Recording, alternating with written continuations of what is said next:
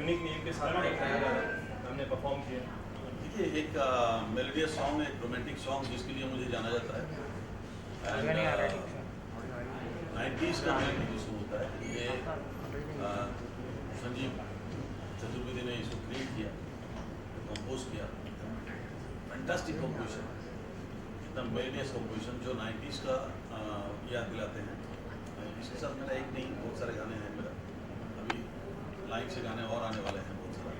लेकिन क्या है कि इस गाने में जो मेलोडी था और मेलोडी की वजह से ये लोगों को इतना पसंद आया और दिल दी, तो ये मैं चाहता हूँ कि 90s के फ्लेवर जो है वो ज़्यादातर करके आए और लोगों के अंदर और मिल जाए। सर मैं आपसे जो सर ने इतनी सारी तारीफ करी थी, आपका क्या कहना है? किसी भी कंपोजर या राइटर के लिए ना इट्स ड्रीम कि आप सानू दा को एक्चुअली रिकॉर्ड करो, and he is a melody king. तो कोई भी गाना जब बनाते हैं और सानू दा की आवाज़ आती है तो हम लोग के लिए तो ऐसा लगता है कि हमने एक सपना जिया है। टू अस इट्स ब्लेसिंग्स कि तुमने सानू दा ने गाना गाया, एंड गाना ये एक दिन में 1 मिलियन के करीब क्रॉस हो रहा है। मैम जैसे कि सर ने कहा कि सपने की जैसा लगता है, आप क्या बोलना चाहेंगे एज एन एक्टर? आप क्या आप करना चाहेंगे? ये मेरे लिए सर के गाने पे परफॉर्म करना, एक्ट करना, ये मेरे लिए मतलब मेरे लिए ऑनर है। और I didn't know that I would start with this as my career. It's my honour to be a part of this song, and I am a 90s kid and I'm a huge fan of sir. चलिए sir, आपने अपने बात में mention किया कि 90s की vibe मुझे इस गाने के अंदर नजर आती है। आपको क्या लगता है अभी के दौर पर जो गाने बन रहे हैं उसमें कहीं ना कहीं वो मेलोडी, कोई वाइब मिस होती है, आपको नजर आती है? देखिए, I don't know the public का जो चॉइस है ना, ये हमेशा हमने देखा। हमने अभी सक्सेसफुल टूर करके आया, अमेरिका टूर करके आया। हम वहाँ पे हमारे यूट्यूब चैनल का जो गाना था, जो कुमार सानू ऑफिशियल में जो गाना रिलीज होता है इनका म्यूजिक में, उस गाने को मैं स्टेज में गाया, लोगों को बताया गा के कि भाई इस तरह के म्यूजिक हमारे चैनल में, तो लोगों ने स्टैंडिंग ओवेशन दिया, फुल हॉल, यानी बीट दिस। तो मतलब क्या लोग चाहते हैं, हमारे इंडस्ट्री में क्या दे रहा है क्या नहीं दे रहा है ये मैं नहीं बोलूँगा, ये उनकी चॉइस है। लेकिन उनको ये समझना पड़ेगा कि हमारा 14 शो जो हुआ है 90s, उसका नाम था बैक टू 90s कुछ ऐसा कुछ था। 14 शोज सोल्ड आउट शो था। Can you believe this? 15 days before America में 14 shows continue sold out all. अब यूट्यूब में आपको सोल्ड आउट पोस्टर भी मिल जाएगा सारा। तो इसका मतलब क्या है कि 90s के गाने लोग पसंद करते हैं, हम उसको दे नहीं रहा, ये अलग बात है, ये कुछ और ही चीज़ हो रहा है।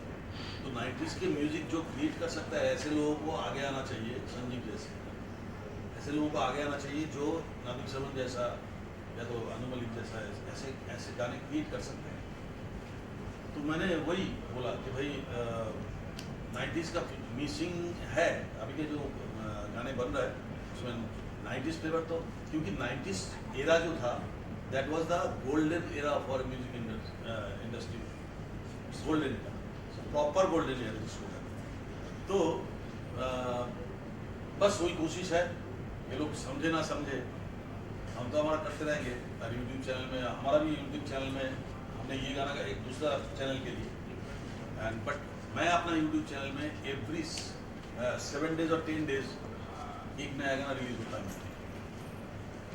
नया गाना रिलीज होता है। तो फिर इनका जो ये गाना है, ये गाना कौन सा मेरा कौन सा ये इसमें वाइट हिल बीट्स, हाँ? White Hill Beats, White Hill Beat, तो इस चैनल से ये गाना रिलीज हुआ। बट ये is doing so many songs for me also. Sir मैं आपसे जान रहा हूँ अभी के अगर दौर की बात करूँ तो ऐसा होता है कि 90s के गाने, कुछ पुराने रेट्रो गाने उठाकर उसे नए तरीके से रीअरेंज करके रिक्रिएट करके हम सभी के बीच में लेकर आ रहे हैं। तो आपको लगता है इन गानों की जो मेलोडी है उस टाइम की 90s की, उसे वैसे ही बरकरार रखना चाहिए या फिर उसको लाकर अपने तरीके से जो नया क्रिएशन चल रहा है उस पर आप कितना बिलीव रखते हैं? नया क्रिएशन करके कोई फायदा नहीं होगा, वो नो है हो जाएगा। क्योंकि पुराने गाने को आप छेड़ोगे तो उसका रिजल्ट अच्छा नहीं होगा। अगर आप उसको एज इट इज़ रखोगे उसका रिजल्ट अच्छा होगा। एज इट इज़ बोले तो उसमें मैं तो ये समझता हूँ कि अगर सिंगर, पुराने सिंगर अगर कैपेबल है, गा सकते हैं, तो उसी से ही गवा लेना चाहिए। वो और इफेक्ट या आज से 35 साल पहले जो गाना एक सिंगर ने गाया था, 35 साल बाद वो गाना फिर से वही सिंगर ने गा रहे हैं। चलो देखते हैं कैसा गाया है। एक होता है और हमारा फैन तो कोई लोग नहीं सकते जो हमारा फैन है। जैसे सर ने कहा वो बरकरार रहना चाहिए, आपको मौका मिला है उसी गाने के वाइब पर काम करेगा, आप अपने आप को इतना प्राउड फील करते हैं कि आपने उसी मेलोडी के साथ काम किया। Absolutely. I mean, मेरी जगह और कोई भी होता would feel the same thing, and I cannot be happier than this, honestly. मतलब जब मैंने सुना 90s सॉन्ग है, I jumped to say yes. मैं jump करके I was like literally like yes, I want to do this. So it is my, I am lucky. Ma'am आप क्या खुशी रहना चाहिए, कैसे रहना चाहिए इस गाने में?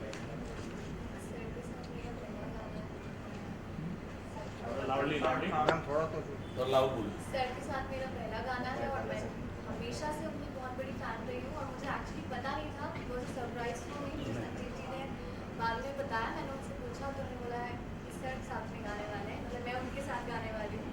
सो अच्छा लगा। और गाने की सबसे खूबसूरत बात ये थी कि बहुत सोल था गाने में, बहुत बहुत ज़्यादा सोल है, बहुत प्यारा है और गाने को बहुत ईज के साथ गाया।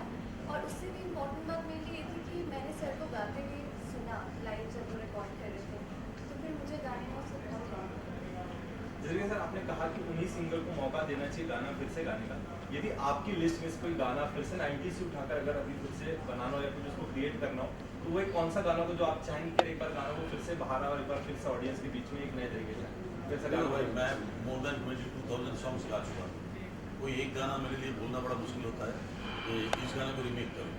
मेरे को ऐसा लगता है कि बहुत सारे ऐसे गाने हैं जिनको रीमेक होने से और ट्रिमेंडस इम्पैक्ट होगा फिल्म के लिए, फिल्म के हेल्प के लिए, this is not for us, film के हेल्प के लिए वो गाना कारीगर होगा जो अगर उस गाने को इस्तेमाल करें। तो ऐसे बहुत सारे गाने हैं यार। तो क्या है कि कोई एक गाना बोलना बड़ा मुश्किल काम है, सोच के मैं परेशान हो जाऊँगा। शानुदा, पहले का एक वक्त था जहाँ पे गाने बहुत हिट होते थे पहले, उसके बाद लोग फिल्म देखने जाया करते थे। आज उल्टा हो चुका है, आज लोग फिल्म देखते हैं लेकिन गाना याद नहीं रहता है। तो क्या लगता है? हाँ जी, ही गाने लोगों के कंटिन्यू करना चाहूँगा, सिर्फ 90s के ही गाने लोगों की जुबान पर रहते हैं, यादगार रह जाते हैं। अगर हम देखें हिप हॉप या इस तरह के जो भी गाने आते हैं 2 दिन लोगों की जुबान पर रहते हैं लेकिन भूल जाते हैं। लेकिन जो 90s के गाने होते हैं तो आज भी लोग याद करते हैं। आपने बताया कि आपके कॉन्सर्ट को स्टैंडिंग ओवेशन दिया, तो वो क्या रीज़न है सर कि 90s के गाने लोगों की जुबान पर, दिल में, जहन में बस जाते हैं और हिप हॉप टाइप के सिर्फ 2 दिन के? हाँ, अभी क्या है कि ये जो 90s के गाने की आप बात कर रहे हैं ना, तो उसमें सबसे पहले 3-4 रीज़न था। एक तो सबसे पहली बात है कि पहले म्यूज़िक को रिकॉर्ड किया जाता था सबसे पहले। हम जानते नहीं थे कि हीरो कौन है, हीरोइन कौन है, आपको मालूम ही नहीं होता था। बट गाना रिकॉर्ड करता था पहले, 6-6, 8-8 गाना रिकॉर्ड हो जाता था। उसके बाद सब डिसाइड होता था किसको क्या लेंगे, क्या करेंगे, क्या नहीं करेंगे। तो गाना जब रिकॉर्ड होता था उसमें ध्यान दिया जाता था पूरा, एक तो लिरिकली, उसके बाद कंपोजिशंस, उसके बाद सिचुएशन। तो हम लोगों ने उसको एक्ट करके गा देते थे। तो ये जो टीम वर्क था, ये पक्का उर्दू का जो शायरी है एंड जो थॉट प्रोसेस है, जो उसका स्टोरी लैंग्वेज, जो कुछ भी एक टोटल टीम वर्क जो होता था उस समय, वो बहुत ऐसा था पावरफुल कि ये पहले लोग सुनते ही सोचते थे कि हम हॉल में जाएंगे। तो पहले गाना उनको खींच के हॉल तक लाते थे। तो गाने का काम हम लोग का था कि हमको हॉल तक पहुंचा देना है। बाकी हॉल में जाके वो देखेंगे कि एक्टर एक्ट्रेस क्या है, उसके ऊपर रिएक्ट किया और उसके ऊपर क्या उन लोगों ने एक्सप्रेशन दिया, क्या ये किया, तो उसके बाद पिक्चर हिट होगा।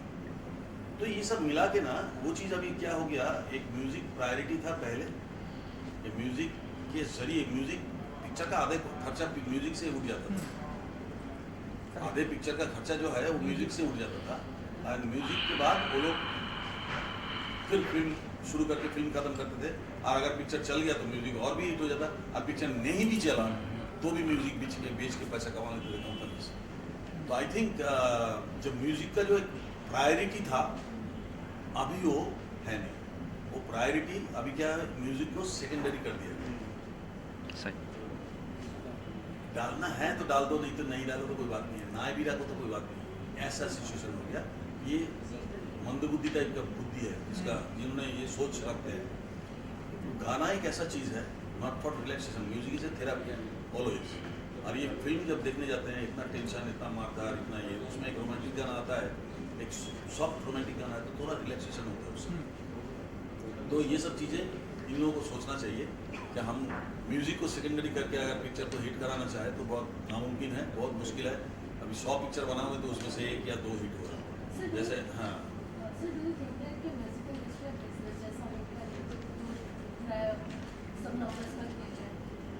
पैसे कमाओ पैसे कमाओ, मैडम का ऐसा कहना है कि गाना फिल्म सिर्फ पैसे कमाने का माध्यम हो गया। मैडम का ऐसा कहना है। सचमुच में कमा रहे कि नहीं रहे ये भी हमको मालूम नहीं है। ये उनका पब्लिसिटी है, ये पब्लिसिटी के जरिए भी लोगों को खींच के लाते हैं कि भाई 400 करोड़ कमा लिया, 500 करोड़ कमा लिया। अरे मामा 500 करोड़ कमाया तो चलो देखते हैं क्या है उसमें, जाके देखा बकवास बना है। तो ये जो चीज़ें हैं ना, ये सब अभी सब पब्लिसिटी स्टंट है। तो पिक्चर को देखो, हमारे उस समय 90s का जो पिक्चर्स है, उस समय ना तो इतना सोशल मीडिया था, ना इतना चैनल्स था, ना कुछ था, खाली माउथ पब्लिसिटी। अगर पिक्चर अच्छा बने तो उसका माउथ पब्लिसिटी से वो सुपर डुपर हिट है। सबसे बड़ा पब्लिसिटी है माउथ पब्लिसिटी, कि तुम एक जन को खुश करोगे ना, वो 10 जन को बताएगा। तो ये टेंडेंसी ये लोग क्यों अप्लाई करते हैं, आई डोंट नो। ये सोचते हैं कि भाई हम इसमें ग्रैंडर दिखा देंगे स्विट्जरलैंड में, और इसका आम्स्टरडम में शूट कर लेंगे, और कोई स्टोरी नहीं है, बकवास म्यूजिक है, और सोचता है कि बड़ा बड़ा स्टार कास्ट, पिक्चर हिट हो जाएगा। और वो कोई सब 1000 100 करोड़ का जो मूवीज़ है, मुंह के बल गिरता है सीधा। इनको अभी तक समझ में नहीं आ रहा है, पता नहीं ये लोग समझे कब ऊपर वाले इसको सुबुद्धि दे। शारदा, ये आर्टिफिशियल इंटेलिजेंस के बारे में कहा गया है कि लोग पुराने गाने नए गाने किसी भी सिंगर से गवा लेते हैं। आपका क्या ख्याल है इसके बारे में? It's a dangerous for us, our society, our industry. AI है। देखो टेक्नोलॉजी तो हम तो बढ़ते ही जाएंगे, टेक्नोलॉजी को रोक नहीं सकता। वो हम डे बाई डे हम इम्प्रूव करते हैं। तो वो उसका साइड इफेक्ट जो है, उसका बैड इफेक्ट जो है, हमारे देश में उसको सबसे पहले ज़्यादा करके लोग ग्रैब कर लेते हैं कि बैड इफेक्ट क्या है। मतलब किस तरीके से मैं पैसा कमा लूँ थोड़ा सा।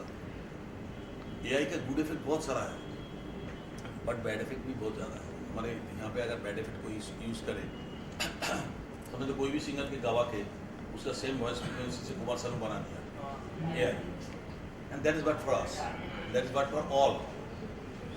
सबसे बड़ी बात है, तो आप कुमार सानू का गाना सुन रहे हैं, लेकिन आप ओरिजिनल कुमार सानू का गाना नहीं मिल रहा है आपको आपके साथ चीट हो रहा है, ऑडियंस के साथ, सुनने वाले के साथ ये चीट हो रहा है।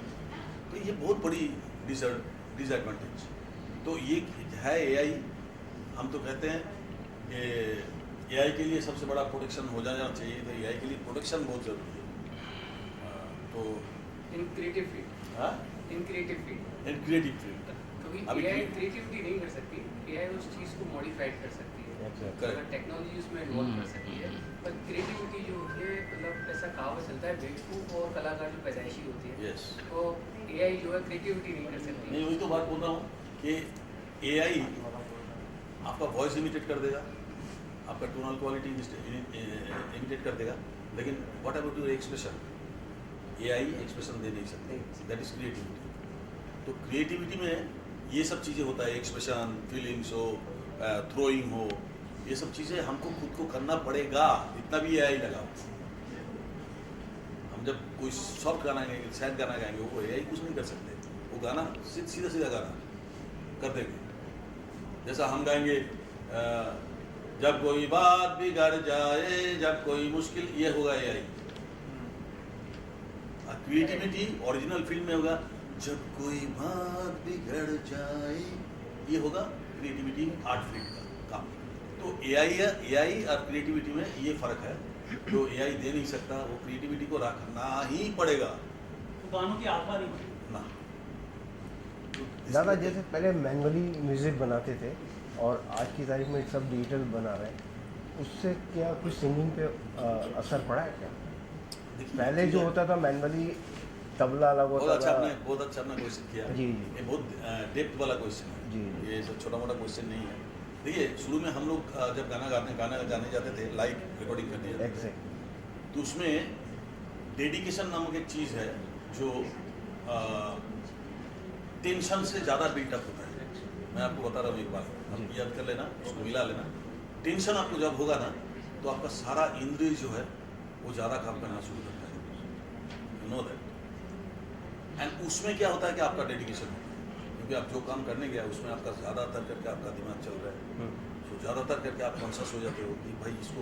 तो हमारे क्या होता था कि 100 म्यूजिशियन समझ लो, महबूब में 100 म्यूजिशियन बैठ के बजा रहे हैं, और सिंगर रूम में समझ लो मैं खड़ा हूँ और मेरे साथ कोई लेडी सिंगर खड़ा है, आशा जी हो, लता जी हो, कविता जी हो, अलका जी हो। अभी वो 100 म्यूजिशियन बजा रहे हैं, उसके साथ मैं लाइव गा रहा हूँ। अभी कोई एक जन अगर गलती करे उसके लिए दोबारा टेक करना पड़ेगा। तो सोचो अगर म्यूजिशियन गलती करते हैं तो मैं उसकी तरफ देखूंगा, और अगर मैं गलत गाऊं तो म्यूजिशियन वहां से हंसेगा सब, 4-5 लोग, अरे यार क्या है, इसलिए दोबारा टेक करना पड़ेगा। तो इसलिए क्या होता है कि मैं भी कॉन्शियस, मेरा काम के लिए टेंशन, डेडिकेशन, एंड जो बजा रहे हैं उन लोगों का भी टेंशन, डेडिकेशन एंड कॉन्शियसनेस। तो ये इसमें क्या होता है कि काम अच्छा निकल के आता है, क्रिएटिविटी है वो फैंटास्टिक निकल के आता है। सब अपना बोलता है कि हमारा 100% हमको देना ही है, कैसे भी, नहीं तो फिर हम पीछे रह जाएंगे, कोई हमारे ऊपर ना हंसे। ये जो होता था ना, तो उस समय ये काम होता था। अब क्या हुआ, अभी हमको पता है कि हम रिकॉर्डिंग में जाएंगे, म्यूजिशियन कब बजा के गया कुछ मालूम नहीं है, ट्रैक आधा बन चुका है, थोड़ा थोड़ा गिटार बजा हुआ है, थोड़ा सा रिदम बजा हुआ है, और हमें सिंगर को मालूम है, देखो डेडिकेशन कहाँ कम हो जाता है। सिंगर को मालूम है कि मैं अगर गलत गाऊँ तो एक वर्ड भी पंच हो सकता है, तो हमारा कोई टेंशन नहीं है, हमारा कोई टेंशन नहीं है। तो जहाँ टेंशन नहीं है वहाँ डेडिकेशन कैसे होगा? This is the logic. आगे हमारा टेंशन अगर पिकअप होता है, मैं कर रहा हूँ, मैं गाना करने से पहले आज भी हमारा हाथ ठंडा हो जाता है, स्टेज पे जाने से पहले भी हाथ ठंडा होता है, रिकॉर्डिंग से पहले भी हाथ ठंडा हो जाता है। ये होता है डेडिकेशन, एंड ये होता है एक कॉन्शियसनेस, अटेंशन। तो उसमें से क्रिएटिविटी निकलती है। तो जो सिंगर गाना गाने जा रहा है वो सोच रहा है कि जब कोई बात बिगड़ जाए, जब को ले लीजिए इस ट्रैक से, कोई को उधर से ले लीजिए, बिगड़ जाए इधर से ले लीजिए। ये क्रिएटिविटी नहीं होता है। ये क्वेश्चन बहुत इम्पोर्टेंट है और ये आंसर बहुत बड़ी हाईलाइट है। तो आप लोग प्लीज एज ए मीडिया ना इस चीज़ को थोड़ा हाईलाइट करिए, बहुत बड़ी बात है नई जनरेशन की। नहीं आज सर, अचानक क्वेश्चन अच्छा किया तो मेरा दिमाग से वो निकल गया, बहुत अच्छी बात आपने सही, क्वेश्चन किया। बढ़िया। तो मैंने वही बोला, जी टेंशन एंड कॉन्शियसनेस से क्रिएटिविटी जो होता है वो और पावरफुल होता है। तो डेफिनेटली वो सिंगर के मन में जब होता है कि भाई हम जाएंगे, हम कुछ भी गाएंगे, चल जाएगा, वो डेडिकेशन नहीं है, वो टेंशन नहीं है, वो कॉन्शियसनेस नहीं है, तो फिर उसका क्रिएटिविटी जो है बेटरमेंट कहाँ से होगा? मैं बताऊँ ना, अभी हम दोनों जब गा रहे हैं, दो, एक लेडी सिंगर एक जेंट सिंगर, हम सोच रहे हैं इसको कैसे बीट करूँ, वो सोच रहा है इसको कैसे बीट करूँ। कॉम्पिटिशन में क्या होता है, चीज़ अच्छा निकल जाता है। तो ये चीज़ अभी है ही नहीं था। तो आपका वो क्रिएटिविटी में वो सब 90s म्यूजिक बोलो, 80s म्यूजिक बोलो, कहाँ से नजर आएगा? क्योंकि ये पूरा टोटल टेक्नोलॉजी के ऊपर चला गया। टेक्नोलॉजी, हम लोग बोला ना, टेक्नोलॉजी का एक एडवांटेज भी है और डिसएडवांटेज भी है। तो ये खामियां बहुत है इसमें। इसको अगर आर्ट को बचाना है तो टेक्नोलॉजी के साथ साथ आपको गाना भी एट ए टाइम, वो सिंगिंग हो या लिरिक्स हो या कुछ भी हो, एक लिरिक्स राइटर बैठे रहते हैं रिकॉर्डिंग के टाइम में साथ में। इस सिंगर को सब बोलने के तकलीफ हो रहा है, इमीडिएट वो उसका 4-5 ऑप्शन दे देते हैं। ये डेडिकेशन होता है कि भाई हमारा लिरिक्स, अगर सिंगर ठीक से नहीं गा पा रहा है तो ये हमारा ही बदनाम होगा, तो ठीक से नहीं गा पा रहा है, वो जगह पे ठीक नहीं बोल पा रहा है, तो इमीडिएट वो 3-4 ऑप्शन दे देते हैं वहाँ बैठे बैठे। अरे कौन जी आप ये जगह पे, आप ये जगह पे ये लिख लीजिए, देखिए तो इसको वो क्या है, तो मैं देखा हाँ उस मेलोडी के साथ बहुत अच्छा स्मूथली चले जा रहा है। That is the creation. ये तो क्रिएटिविटी है। और क्रिएटिविटी था बोल के ही आज आपके दिमाग में हम बैठे हुए हैं। एग्जैक्टली। हम कोई भी गाना अगर गाने जाएंगे तो आप भी मेरे साथ गुनगुनाओगे। मेरा हर शो में मैंने देखा, फर्स्ट 3-4 रोज जहाँ तक नजर आता है मेरा, हर आदमी एक गाने का बोल हमारे साथ गा रहे हैं। तो ये जो दिमाग में डालने की बात है ना, ये सब चीज से आता है, ये टेंशन, कॉन्शियसनेस एंड डेडिकेशन, इससे आता है। अब इसको ये लोगों ने नज़रअंदाज करके सेकेंडरी कर दिया, बोले इसकी ज़रूरत नहीं, तो पिक्चर की साइड हो गया। दादा पहले ना जो शूट होते थे, सॉन्ग पिक्चराइज होते थे पहले, उसमें नागरम से 2 राउंड पीछे करो 3 राउंड पीछे करो, वो चीज़ का जो ये लुत्फ होता आता था वो अलग ही होता था। कोरियोग्राफर जो चिल्लाते थे, हर एक का जो काम है एग्जैक्टली, उसको उसका काम के ऊपर ऐसा प्रेशर क्रिएट कर देते थे कि अपना काम आप अच्छा नहीं करोगे तो आगे का सारा काम रुक जाएगा, तो you have to do your job correctly, तब जाके तुम करोगे तो फिर आगे वाला ठीक से करेगा, वो आगे वाला करेगा तो उसके बाद आगे वाला ठीक से करेगा, तो सब लिंक और सब डेडिकेटेड था, और इसलिए काम अच्छा होता था। और हमारा पेट खुल रहा है बहुत जी, देर मैं से। कहना चाहता हूँ सर कि अगर आप यहाँ पर अगर आप कुछ आवाज़ वगैरह सुनना, आपको लाइव सुनना चाहते हैं, कोई गाने कुछ लाइन फ्यू लाइन्स है अगर आप हम भी साथ में आशिक लिमिटेड है। जी प्लीज़ सर। इसका एक गाना था मेरे यूट्यूब चैनल में, मैंने गाया था, अभी मैं अमेरिका में भी ये गा के आया था। मेरे जैसा नहीं मिलेगा मेरे बाद जमाने में, मेरे जैसा नहीं मिलेगा मेरे बाद जमाने में, उम्र तेरी ढल जाएगी मेरा इश्क भुलाने में।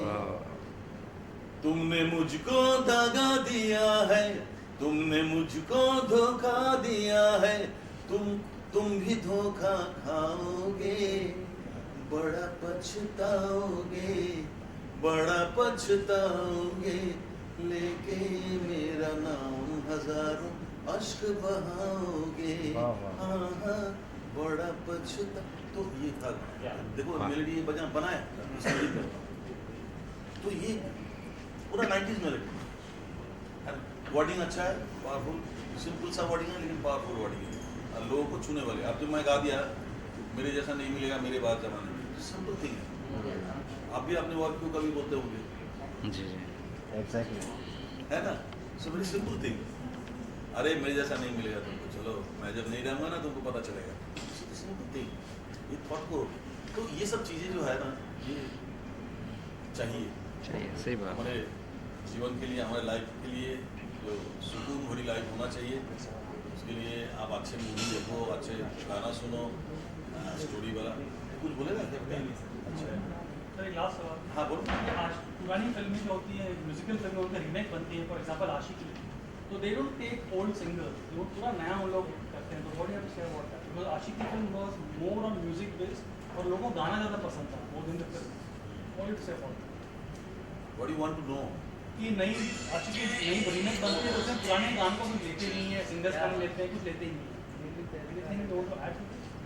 ये पुराने आशिकी, सबसे पहली बात है जो अभी की जो आशिकी है वो आशिकी चलेगा ही पुराने आशिकी के नाम पे, आपको नाम यूज करना पड़ेगा आशिकी या आशिकी 1 2 जो भी है 3 जो भी है, आशिकी आपको लगाना पड़ेगा। ये क्यों है?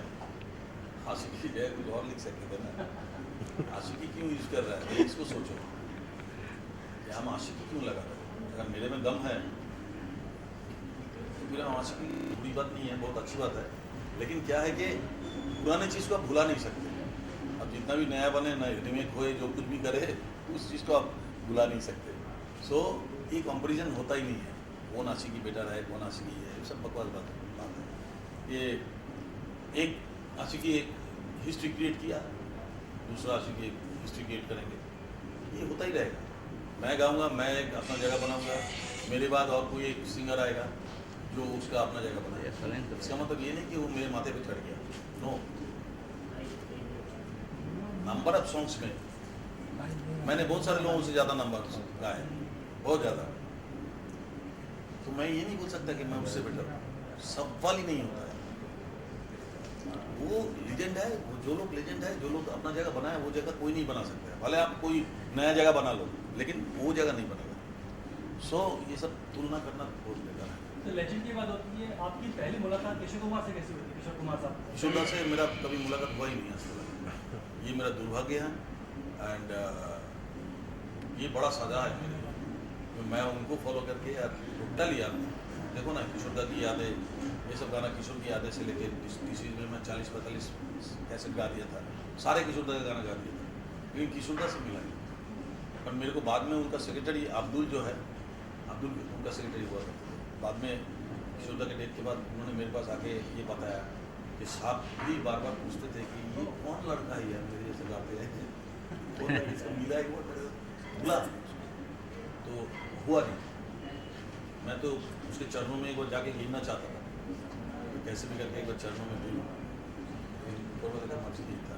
दादा फरमाइश आ रही है, मेरा दिल तेरे होने लगा, ये कुछ गाना गा दे दो बोल। 2 लाइन अगर 2 लाइन। मेरा दिल तेरा होने लगा है। हाँ, इट्स वेरी ब्यूटीफुल मेलोडी। तेरी आँखों से आँखें मिली जो सनम, मेरी आँखें चमकने लगी है, तेरी सांसों ने सांसों को जब से छुआ, मेरी सांसें महकने लगी है। वाओ भाई। जागी जागी सी आँखों से दिल ये मेरा तेरे सपने संजोने लगा है, मेरा दिल तेरा होने लगा है, वाह वाह, मेरा दिल तेरा होने लगा है। Very nice. बहुत बढ़िया, बहुत बढ़िया, थैंक यू। देखो ये सोसाइटी का या हमारा खाली हमारा काम नहीं है कि हम म्यूजिक को, थिएटर म्यूजिक को फिर से लाएं, ये आप लोगों का सबसे बड़ा रोल है इसमें। आप लोग कितना इसको ठीक से पब्लिक तक पहुंचा रहे हो, एंड किस तरह से all depends on you people. Media को मैं थैंक्स बोलूँगा, मीडिया को हाथ जोड़ करके बोलूँगा कि सही न्यूज़ आप जो बता रहे हैं हम लोग उसको आप दिखाइए, लोगों तक पहुंचाइए, ये मेरा रिक्वेस्ट है। एंड बाकी ये सोच लेना कि इसके पीछे आप लोगों का भी बहुत बड़ा हाथ है। अभी वो हाथ कौन सा है मैं नहीं बताऊंगा, आप समझ जाओ।